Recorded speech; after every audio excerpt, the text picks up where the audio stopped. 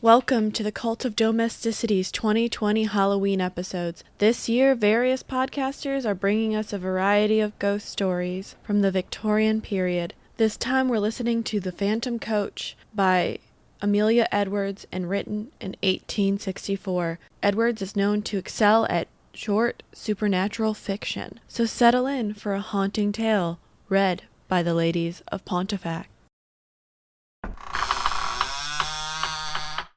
The Phantom Carriage by Amelia B. Edwards. The circumstances I am about to relate to you have truth to recommend them. They happened to myself, and my recollection of them is as vivid as if they had taken place only yesterday. 20 years, however, have gone by since that night. During those 20 years, I have told the story to but one other person. I tell it now with a reluctance which I find difficult to overcome. All I entreat, meanwhile, is that you will abstain from forcing your own conclusions upon me. I want nothing explained away. I desire no arguments. My mind on this subject is quite made up, and having the testimony of my own senses to rely upon, I prefer to abide by it. It was just 20 years ago, and within a day or two of the end of the grouse season. I had been out all day with my gun, and had no sport to speak of. The wind was due east, the month December, the place a bleak, wide moor on the far north of England. And I had lost my way. It was not a pleasant place in which to lose one's way, with the first feathery flakes of a coming snowstorm just fluttering down upon the heather, and the leaden evening closing in all around. I shaded my eyes with my hand, and stared anxiously into the gathering darkness, where the purple moorland melted into a range of low hills, some 10 or 12 miles distant. Not the faintest smoke wreath, not the tiniest cultivated patch, or fence, or sheep track met my eyes in any direction. There was nothing for it but to walk on, and take my chance of finding what shelter I could, by the way. So I shouldered my gun again, and pushed wearily forward, for I had been on foot since an hour after daybreak, and had eaten nothing since breakfast. Meanwhile, the snow began to come down with ominous steadiness, and the wind fell. After this, the cold became more intense, and the night came rapidly up. As for me, my prospects darkened with the darkening sky, and my heart grew heavy as I thought how my young wife was already watching for me through the window of our little inn parlor, and thought of all the suffering in store for her throughout this weary night. We had been married 4 months, and having spent our autumn in the Highlands, were now lodging in a remote little village situated just on the verge of the great English moorlands. We were very much in love, and of course very happy. This morning when we parted, she had implored me to return before dusk, and I had promised her that I would. What would I not have given to have kept my word? Even now, weary as I was, I felt that with a supper, an hour's rest, and a guide, I might still get back before midnight, if only guide and shelter could be found. And all this time the snow fell and the night thickened. I stopped and shouted every now and then, but my shout seemed only to make the silence deeper. Then a vague sense of uneasiness came upon me, and I began to remember stories of travelers who had walked on in the falling snow until, wearied out, they were fain to lie down and sleep their lives away. Would it be possible, I asked myself, to keep on thus through all the long dark night? Would there not come a time when my limbs must fail and my resolution give way? When I, too, must sleep the sleep of death? Death! I shuddered. How hard to die just now, when life lay all so bright before me. How hard for my darling, whose whole loving heart, but that thought was not to be borne. To banish it, I shouted again, louder and longer, and then listened eagerly. Was my shout answered, or did I only fancy that I heard a far-off cry? I hallooed again, and again the echo followed. Then a wavering speck of light came suddenly out of the dark, shifting, disappearing, growing momentarily nearer and brighter. Running towards it at full speed, I found myself, to my great joy, face to face with an old man in a lantern. "Thank God!" was the exclamation that burst involuntarily from my lips. Blinking and frowning, he lifted his lantern and peered into my face. "What for?" growled he sulkily. "Well, for you. I began to fear I should be lost in the snow." Then, folks do get cast away hereabouts for time to time, and what's to hinder you from being cast away likewise, if the Lord's so minded? "If the Lord so minded that you and I shall be lost together, friend, we must submit," I replied. "But I don't mean to be lost without you. How far am I now from Dwolding?" "A good 20 mile, more or less." "And the nearest village?" "The nearest village is Wyke, and that's 12 miles to the other side." "Where do you live, then?" "Out yonder," said he, with a vague jerk of the lantern. "You're going home, I presume?" "Maybe I am." "Then I'm going with you." The old man shook his head and rubbed his nose reflectively with the handle of the lantern. "It ain't no use," growled he. "He won't let you in. Not he." "We'll see about that," I replied briskly. "Who is he?" "The master." "Who is the master?" "That's nowt to you," was the unceremonious reply. Well, you lead the way, and I'll engage that the master shall give me shelter and a supper tonight." You can try him," muttered my reluctant guide, and still shaking his head, he hobbled, gnome-like, away through the falling snow. A large mass loomed up presently out of the darkness, and a huge dog rushed out, barking furiously. "Is this the house?" I asked. "Aye, it's the house. Down, Bay," and he fumbled in his pocket for the key. I drew up close behind him, prepared to lose no chance of entrance, and saw in the little circle of light shed by the lantern that the door was heavily studded with iron nails, like the door of a prison. In another minute he had turned the key, and I had pushed past him into the house. Once inside, I looked around with curiosity and found myself in a great raftered hall, which served, apparently, a variety of uses. One end was piled to the roof with corn like a barn. The other was stored with flour sacks, agricultural implements, casks, and all kinds of miscellaneous lumber, while from the beams overhead hung rows of hams, flitches, and bunches of dried herbs for winter use. In the center of the floor stood some huge object, gauntly dressed in a dingy wrapping cloth, and reaching halfway to the rafters. Lifting a corner of this cloth, I saw to my surprise a telescope of very considerable size, mounted on a rude, movable platform with 4 small wheels. The tube was made of painted wood, bound round with bands of metal rudely fashioned. The speculum, so far as I could estimate its size in the dim light, measured at least 15 inches in diameter. While I was yet examining the instrument, and asking myself whether it was not the work of some self-taught optician, a bell rang sharply. "That's for you," said my guide with a malicious grin. "Yonder's his room." He pointed to a low black door at the opposite side of the hall. I crossed over, rapped somewhat loudly, and went in without waiting for an invitation. A huge, white-haired old man rose from a table covered with books and papers, and confronted me sternly. "Who are you?" said he. "How came you here? What do you want?" "James Murray, barrister at law. On foot across the moor. Meat, drink, and sleep." He bent his bushy brows into a portentous frown. "Mine is not the house of entertainment," he said haughtily. "Jacob, how dared you admit this stranger?" "I didn't admit him," grumbled the old man. "He followed me over the mirror and shouldered his way in before me. I'm no match for 6'2". "And pray, sir, by what right have you forced an entrance into my house?" "The same by which I should have clung to your boat if I were drowning, the right of self-preservation." "Self-preservation? There's an inch of snow on the ground already," I replied briefly, "and it would be deep enough to cover my body before daybreak." He strode to the window, pulled aside a heavy black curtain, and looked out. "It is true," he said. "You can stay, if you choose, till morning. Jacob served the supper." With this, he waved me to a seat, resumed his own, and became at once absorbed in the studies from which I had disturbed him. I placed my gun in a corner, drew a chair from the hearth, and examined my quarters at leisure. Smaller and less incongruous in its arrangements than the hall, this room contained, nevertheless, much to awaken my curiosity. The floor was carpetless, the whitewashed walls were in parts scrawled over with strange diagrams, and in others covered with shelves crowded with philosophical instruments, the uses of many of which were unknown to me. On one side of the fireplace stood a bookcase filled with dingy folios. On the other, a small organ, fantastically decorated with painted carvings of medieval saints and devils.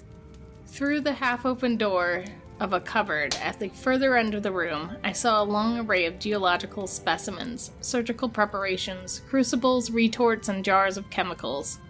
While on the mantelshelf beside me, amid a number of small objects, stood a model of the solar system, a small galvanic battery, and a microscope. Every chair had its burden. Every corner was heaped high with books. The very floor was littered over with maps, casts, papers, tracings, and learned lumber of all conceivable kinds. I stared about me with an amazement increased by every fresh object upon which my eyes chanced to rest. So strange a room I had never seen, yet seemed it stranger still to find such a room in a lone farmhouse amid those wild and solitary moors. Over and over again I looked from my host to his surroundings, and from his surroundings back to my host, asking myself who and what he could be. His head was singularly fine, but it was more the head of a poet than of a philosopher. Broad in the temples, prominent over the eyes, and clothed with a rough profusion of perfectly white hair. It had all the ideality and much of the ruggedness that characterizes the head of Louis von Beethoven. There were the same deep lines about the mouth, and the same stern furrows in the brow. There was the same concentration of expression. While I was yet observing him, the door opened, and Jacob brought in the supper. His master then closed his book, rose, and with more courtesy of manner than he had yet shown, invited me to the table. A dish of ham and eggs, a loaf of brown bread, and a bottle of admirable sherry were placed before me. "I have but the homeliest farmhouse fare to offer you, sir," said my entertainer. "Your appetite, I trust, will make up for the deficiencies of our larder." I had already fallen upon the viands, and now protested with the enthusiasm of a starving sportsman that I had never eaten anything so delicious. He bowed stiffly, and sat down to his own supper, which consisted primitively of a jug of milk and a basin of porridge. We ate in silence, and when we had done, Jacob removed the tray. I then drew my chair back to the fireside. My host, somewhat to my surprise, did the same, and turning abruptly towards me, he said, "Sir, I have lived here in strict retirement for 23 years. During that time, I have not seen as many strange faces, I have not read a single newspaper. You are the first stranger who has crossed my threshold for more than 4 years. Will you favor me with a few words of information respecting that outer world from which I have parted company so long?"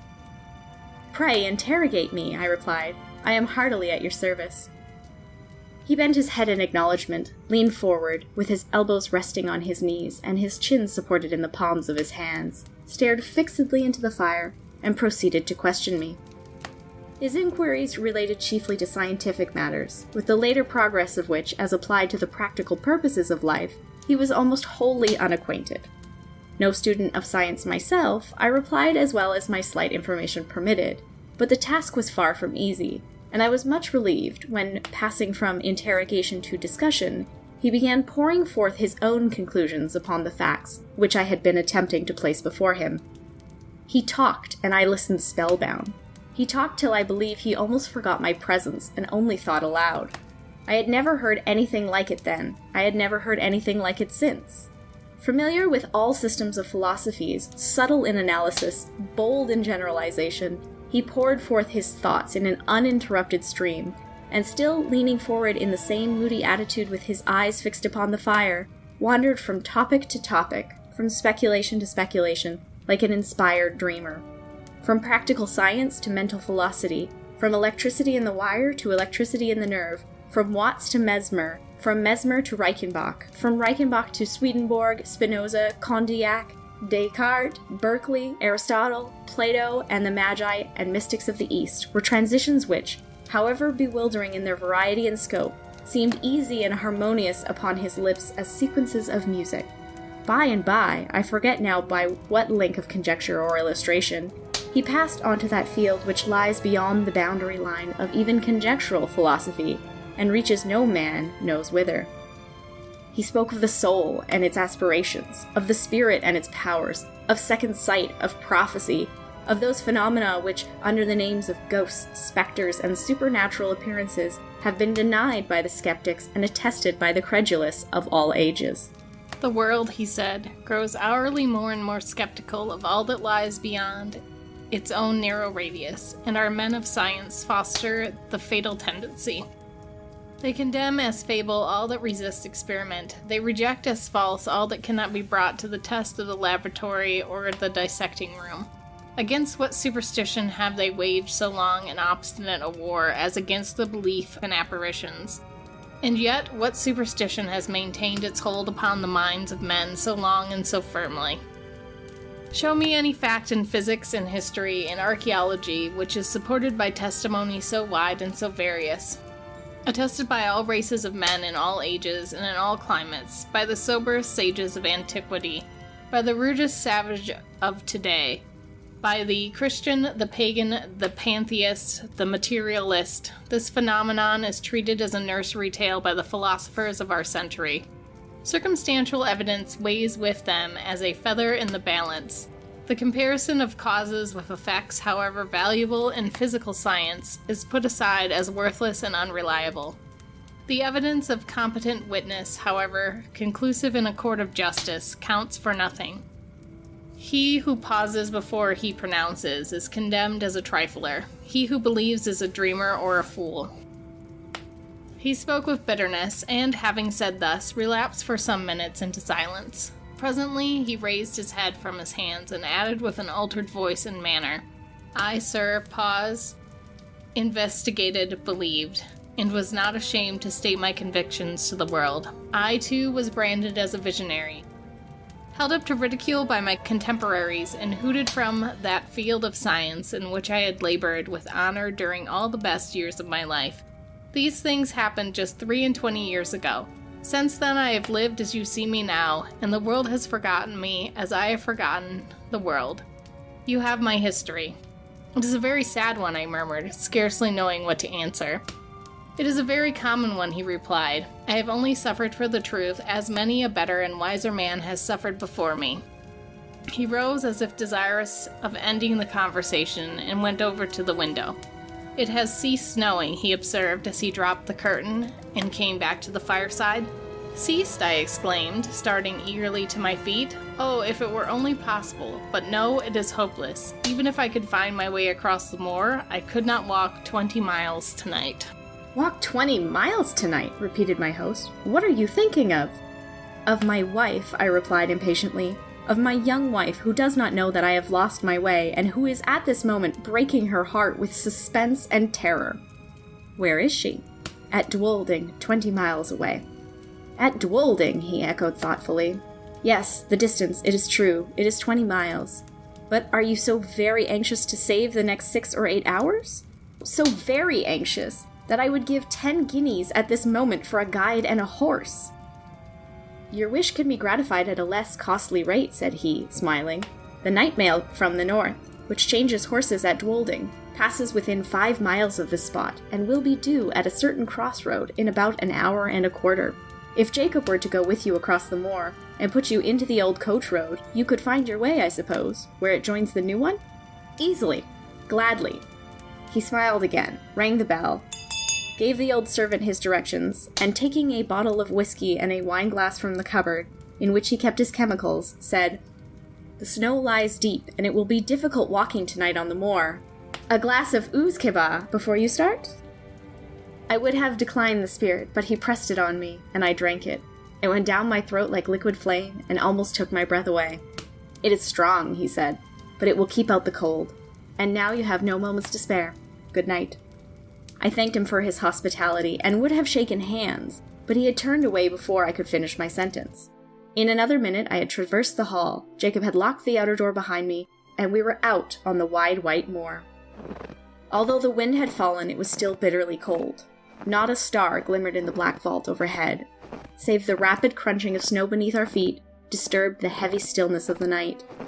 Jacob, not too well pleased with his mission, shambled on before in sullen silence, his lantern in his hand, and his shadow at his feet. I followed, with my gun over my shoulder, as little inclined for conversation as himself. My thoughts were full of my late host. His voice yet rang in my ears. His eloquence yet held my imagination captive. I remember to this day with surprise how my overexcited brain retained whole sentences and parts of sentences, troops of brilliant images and fragments of splendid reasoning in the very words in which he had uttered them. Musing thus over what I had heard, and striving to recall a lost link here and there, I strode on at the heels of my guide, absorbed and unobservant. Presently, at the end, it seemed to me, of only a few minutes, he came to a sudden halt, and said, "Yon's your road. Keep the stone fence to your right hand, and you can't fail out of the way. This then is the old coach road? Aye, 'tis the old coach road. And how far do I go before I reach the crossroads? Nigh upon 3 miles. I pulled out my purse and he became more communicative. The road's a fair road enough, said he, for foot passengers, but 'twas over steep and narrow for the northern traffic. You'll mind where the parapet's broken away, close again to the signpost. It's never been mended since the accident." "What accident?" The night mail pitched right over into the valley below. A good 50 feet and more, just at the worst bit of road in the whole county. Horrible. Were many lives lost? All. 4 were found dead, and t'other 2 died next morning. How long since this happened? Just 9 year. Near the signpost, you say? I will bear it in mind. Good night. Good night, sir, and thank ye. Jacob pocketed his half-crown, made a faint pretense of touching his hat, and trudged back the way he had come. I watched the light of his lantern till it quite disappeared, and then turned to pursue my way alone.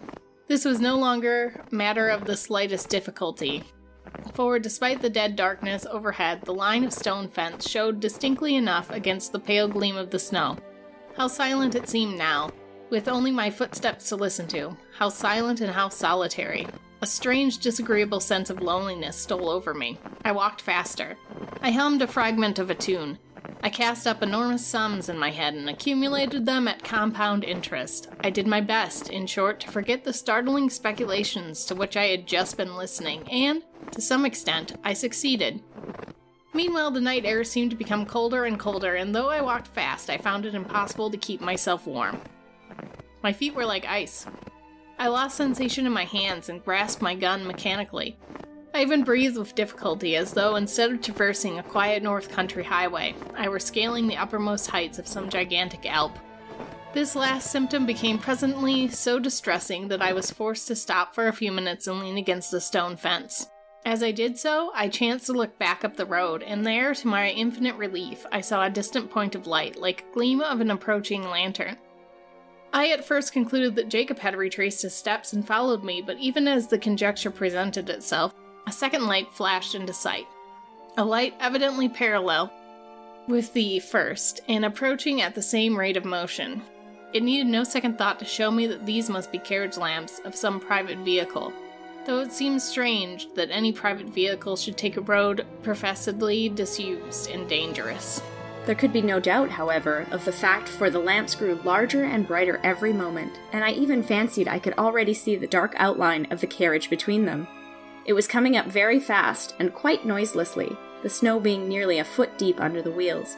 And now the body of the vehicle became distinctly visible behind the lamps. It looked strangely lofty. A sudden suspicion flashed upon me.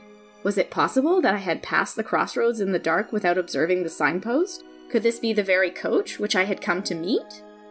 No need to ask myself that question a second time, for here it came round the bend of the road, guard and driver, 1 outside passenger, and 4 steaming greys, all wrapped up in the soft haze of light, through which the lamps blazed out like a pair of fiery meteors.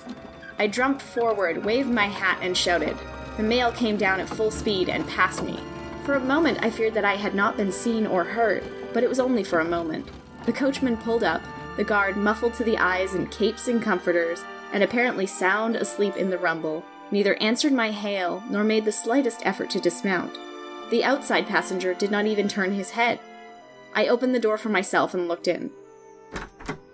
There were but 3 travelers inside, so I stepped in, shut the door, slipped into the vacant corner, and congratulated myself on my good fortune. The atmosphere of the coach seemed, if possible, colder than that of the outside air, and was pervaded by a singularly damp and disagreeable smell. I looked round at my fellow passengers. They were all 3 men, and all silent. They did not seem to be asleep, but each leaned back in his corner of the vehicle, as if absorbed in his own reflections. I attempted to open a conversation. "How intensely cold it is tonight," I said, addressing my opposite neighbor.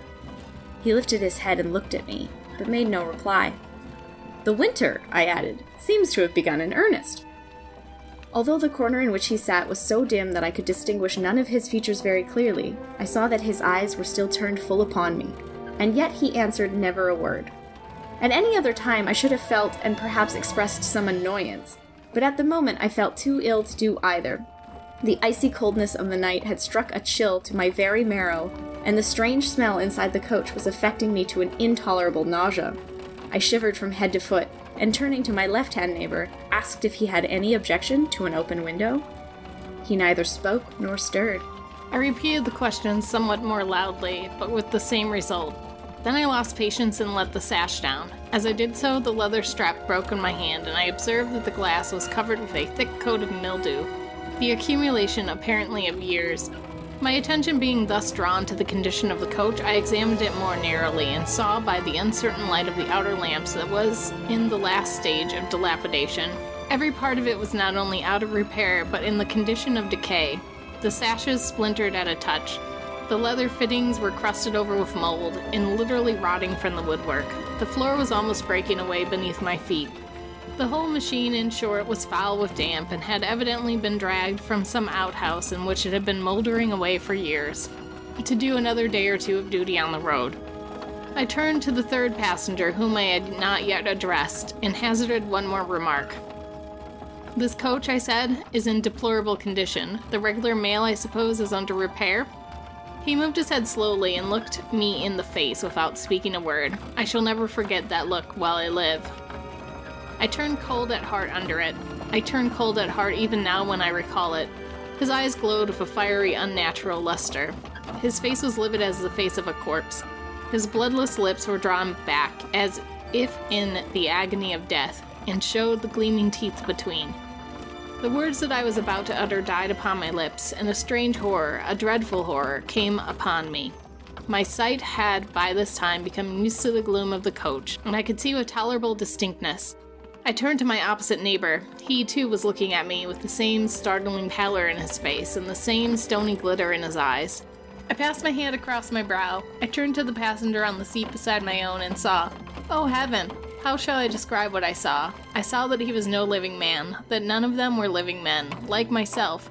A pale, phosphorescent light, the light of putrefaction, played upon their awful faces, upon their hair, dank with the dews of the grave, upon their clothes, earth-stained and dropping to pieces, upon their hands, which were as the hands of corpses long buried. Only their eyes, their terrible eyes, were living, and those eyes were all turned menacingly upon me. A shriek of terror, a wild, unintelligible cry for help and mercy burst from my lips as I flung myself against the door and strove in vain to open it. In that single instant, brief and vivid as a landscape beheld in the flash of summer lightning, I saw the moon shining down through a rift of stormy cloud, the ghastly signpost rearing its warning finger by the wayside, the broken parapet, the plunging horses, the black gulf below. Then the coach reeled like a ship at sea. Then came a mighty crash, a sense of crushing pain, and then darkness. It seemed as if years had gone by when I awoke one morning from a deep sleep and found my wife watching by my bedside. I will pass over the scene that ensued, and give you in half a dozen words the tale she told me with tears of thanksgiving. I had fallen over a precipice, close against the junction of the old coach road and the new, and had only been saved from certain death by lighting upon a deep snowdrift that had accumulated at the foot of the rock beneath. In this snowdrift I was discovered at daybreak by a couple of shepherds who carried me to the nearest shelter and brought a surgeon to my aid. The surgeon found me in a state of raving delirium, with a broken arm and a compound fracture in my skull. The letters in my back pocket showed my name and address. My wife was summoned to nurse me, and thanks to youth and a fine constitution, I came out of danger at last. The place of my fall, I need scarcely say, was precisely that at which a frightful accident had happened to the North Mail 9 years before. I never told my wife the fearful events which I have just related to you. I told the surgeon who attended me, but he treated the whole adventure as a mere dream born of the fever of my brain. We discussed the question over and over again, until we found that we could discuss it with temper no longer, and then we dropped it. Others may form what conclusions they please. I know that 20 years ago, I was the 4th inside passenger in that phantom coach. Pontifacts is a papal history podcast ranking all of the popes from Peter to Francis.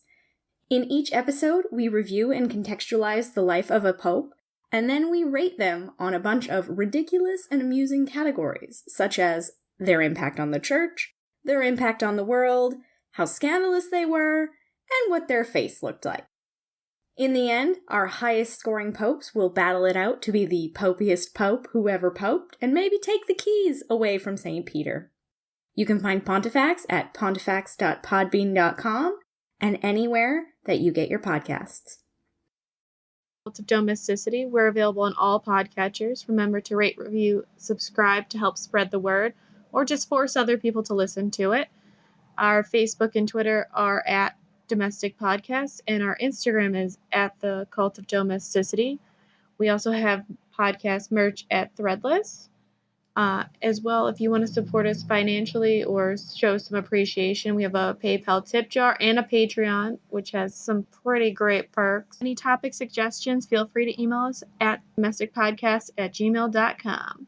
Remember to stay domestic and cult-free.